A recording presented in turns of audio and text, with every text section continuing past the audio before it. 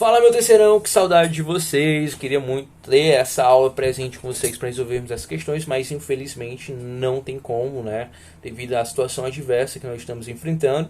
E então resolvi enviar as 20 questões, aquele TDzinho da quarentena, que eu espero que vocês façam, né? Ou pelo menos tenham feito, né?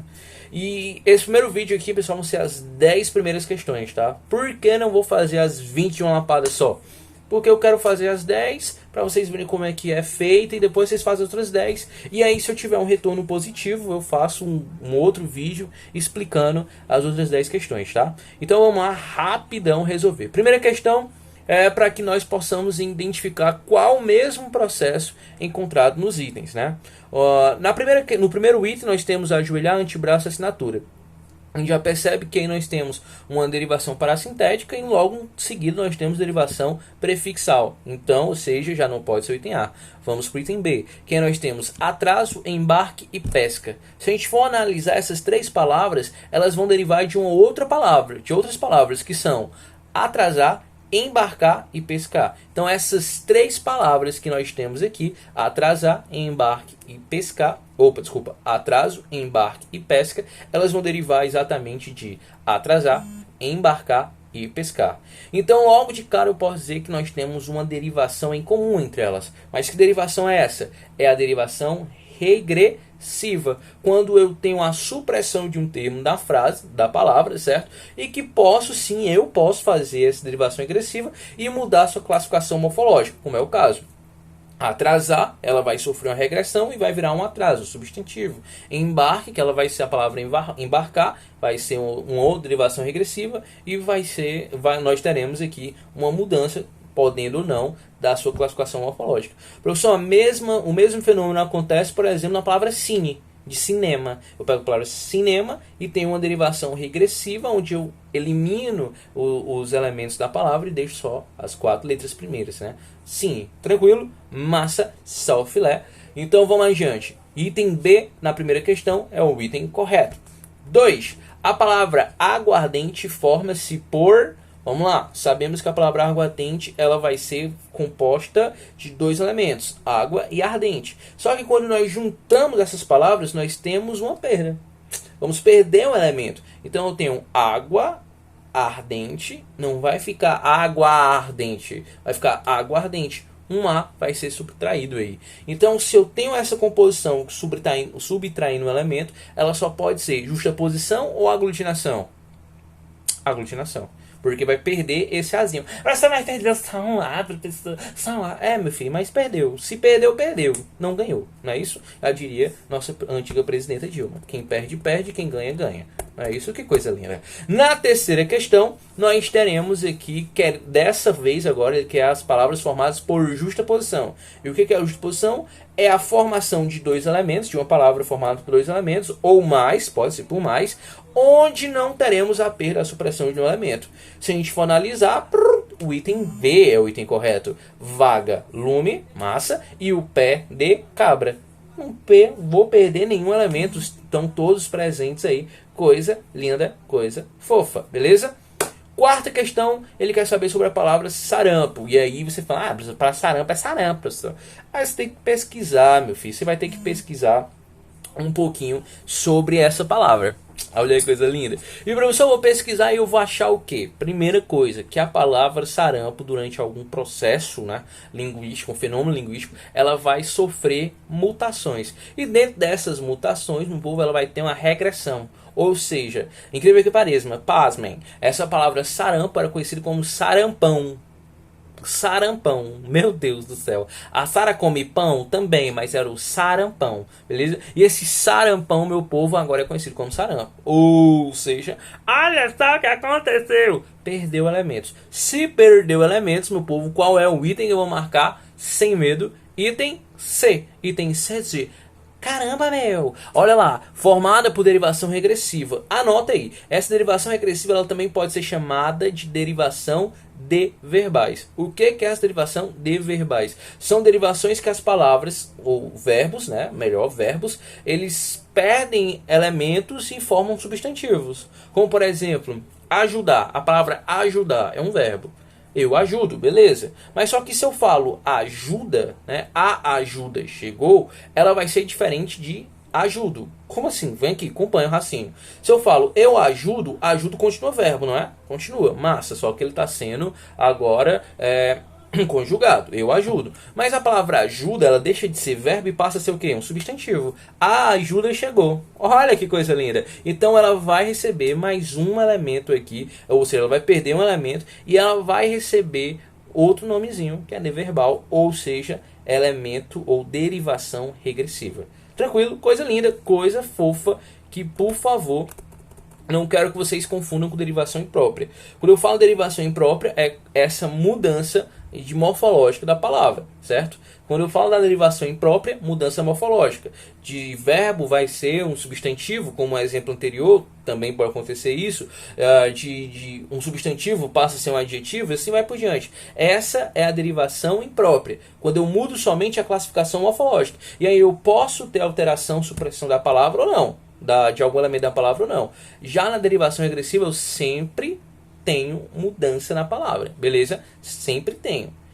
Tranquilo? Só o filé. E vamos lá. Quinta questão, rapidão. Na quinta questão nós temos aqui uma tabelinha linda de palavras. Aguardem de casamento, pontuário, pontapé, os contras, submarino, hipótese. E do outro lado nós temos já os elementos que formam as palavras: justaposição, aglutinação, parasintética, derivação sufixal, derivação imprópria, derivação prefixal. Prefixal! O que é derivação sufixal? É só quando recebe sufixo. E prefixal? Só o prefixo. E parasintética? Prefixo, sufixo. Quer dizer, se eu tirar o prefixo, vai ficar só uma derivação sufixal? Derivação parasintética recebe os dois. Mas se eu eliminar um dos dois, ou o prefixo ou o sufixo, a palavra não vai existir. Entendeu? Então, quando eu falo de derivação parasintética, é porque tem prefixo e sufixo, os dois juntos. Coisa linda. Vamos lá, pessoal. E aí tem primeira palavra, aguardente, mas muito fácil, aí foi dada para você. E na palavra aguardente, bebê, nós estamos sofrendo um processo de aglutinação. Processo de aglutinação, as duas palavras juntas, há uma perdazinha mais entendida, né? No caso do A, vai ter a supressão do A da palavra aguardente, e que acrescenta nessa palavra. Então, se a gente for analisar o item, só pode ser o item D ou o item E. Segunda palavra, casamento. Que coisa linda, que coisa feliz, não é mesmo? Casamento. Nós temos o radical, casa, e o sufixo mento. Mento. Casamento. Assim de casar. O professor, que coisa linda. Sufixal, então. Massa. 2, 4 só pode ser o item A. O item E. Estamos unidos contra o coronavírus, né? Então o item é bonitinho aqui. Portuário, lembrar, portuário vai receber uma derivação, sim, né? Nós temos a palavra porto, né? Só que vamos tirar o elemento porto e colocar o ário, então o local onde se portua, né? Então, meu povo, só pode ser derivação sufixal novamente. E assim nós iremos juntos. Pontapé, justaposição, os elementos se somam, nenhum se perde, né? Os contras, né? Vai ter uma mudança morfológica aqui da sua classe gramatical. São aí, por isso, nós teremos derivação imprópria. Submarino, nós teremos a palavra radical ma, o prefixo sub e o sufixo ino. Então, submarino é uma função parasintética da linguagem, onde ela acrescenta os dois elementos. Lindo, show de bola. E por último, hipótese, né? Hipótese. Nós temos a tese, palavra radical, e nós temos o ou hipó, né? Como sendo um prefixo aí de uma possível tese. Tranquilo? Então, essa questãozinha, a nossa quinta questão, item E. A sexta questão, nós temos a palavra chap-chap, que é uma onomatopeia. Professor, o que é uma onomatopeia? É só você lembrar, bebê, daquele clássico da música popular brasileira, né? Qual? Aquele assim? O pitinho piu, o gato miau, o cachorro au e a galinha pá, pá, pá, pá, pá, pá. Professor, o que é essa onomatopeia? É quando eu utilizo de elementos linguísticos ou sonorizações de objetos, de animais, enfim, para que eu traga um maior significado do meu texto. Coisa linda, coisa fofa, beleza? Então, qual deles não é uma onomatopeia? Zum, zum, reco-reco, toque-toque, tlim-tlim ou vivido? Vivido, meu povo, vivido, né? Vivido não vai ser uma onomatopeia, coisa linda. Sétima questão. Em que alternativa a palavra sublinhada resulta da derivação imprópria? Então, meu povo, é só você analisar todos os itens e descobrir qual dos itens não tem uma relação própria, uma relação própria gramatical. Você vai analisar o item A até o item E, coisa linda, né? Coisa linda. Mas só que a gente chega no item D, nós vemos da seguinte forma. Não chegaram a trocar um isto de prosa e se entenderam. Professor, o que seria um isto?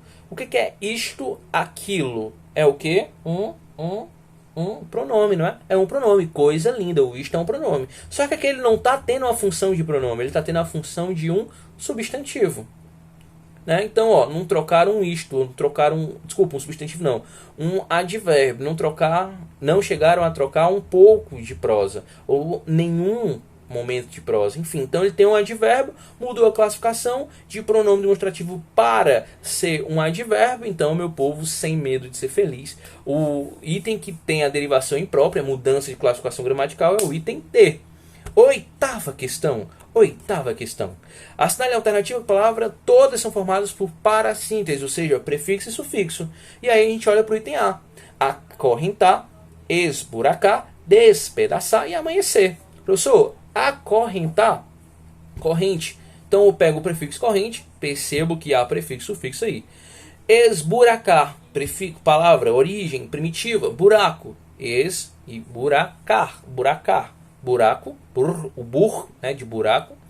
E, o burak, até o C, o AR como um elemento sufixal. Prefixo, sufixo, coisa linda. Despedaçar, pedaço. Palavra primitiva, pedaço, novamente, derivação prefixal sufixal, juntas, formando parassíntese. E por último, amanhecer. Professor, amanhecer. Amanhã, né, professor? Não é amanhã não, professor. É de manhã, manhã.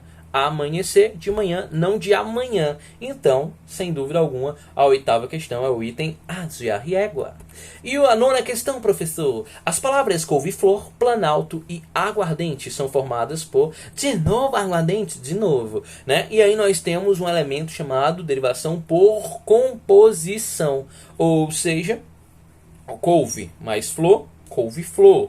Planalto, plano alto, né? Plano alto. Então, todas elas vão perder elementos e por isso serão chamadas de composição, né? Composição por aglutinação ou por justaposição, beleza? Então, o item da nona questão é o item D.